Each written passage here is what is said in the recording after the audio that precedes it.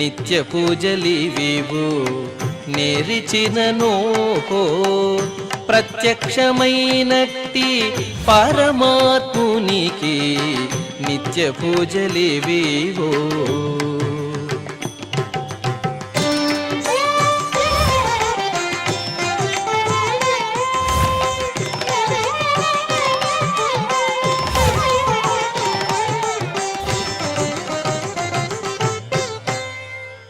ఓం నమో వెంకటేశాయ. ఈరోజు ఆదివారము, శ్రీ పరాభవనామ సంవత్సరము, ఉత్తరాయణము, వసంత ఋతువు, వైశాఖ మాసము, శుక్లపక్షము, దశమి తిథి, మఖా నక్షత్రము, ఏప్రిల్ 26, 2026.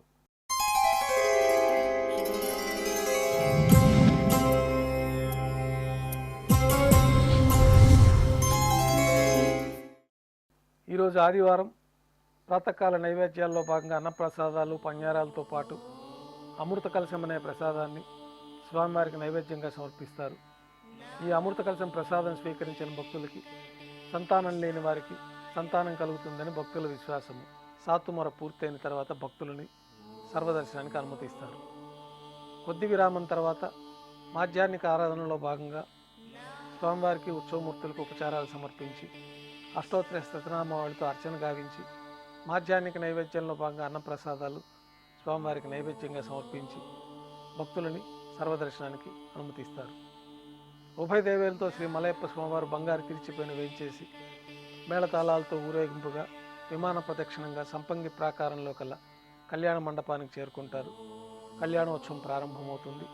పుణ్యాహవచనము, అంకురార్పణ, రక్షాబంధనము, అగ్నిప్రతిష్ఠ, స్వామివారికి అమ్మవార్లకి కళ్యాణోత్సవం సందర్భంగా నూతన పట్టు వస్త్రాల అలంకరణ, మహాసంకల్ప పఠనం, మాంగళ్యాల పూజ, మాంగళ్యాలు స్వామివారి తరఫున అమ్మవార్లకి సమర్పణ.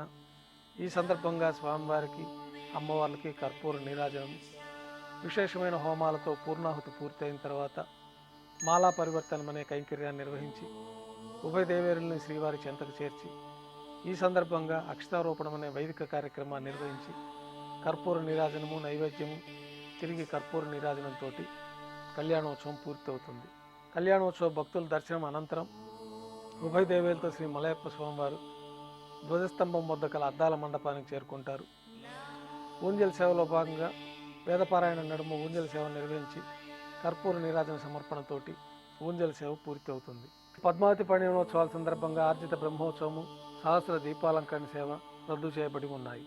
ఈరోజు పద్మావతి పరిణయోత్సవాల సందర్భంగా ఉభయ దేవేలతో శ్రీ మలయప్ప స్వామివారు మేళతాళాలతో ఊరేగింపుగా వాహన మండపానికి చేరుకుంటారు.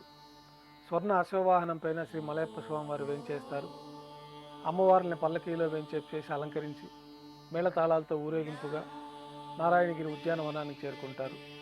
ఉద్యానవన మండపంలో స్వామివారు వేంచేస్తారు. ఎదురుగా అమ్మవార్లు వేంచేస్తారు. పుణ్యాహవచనము, దర్బారు కార్యక్రమంలో భాగంగా మాలా పరివర్తనము, పూబంతుల పరివర్తనం అనంతరం ఉభయ దేవేరులు శ్రీవారి చెంతకు చేరుతారు. ఈ సందర్భంగా దర్బారులో భాగంగా విశేషమైన సాంస్కృతిక కార్యక్రమాలు నిర్వహించి కర్పూర నీరాజన సమర్పణతోటి పద్మావతి పరిణయోత్సవం పూర్తి అవుతుంది.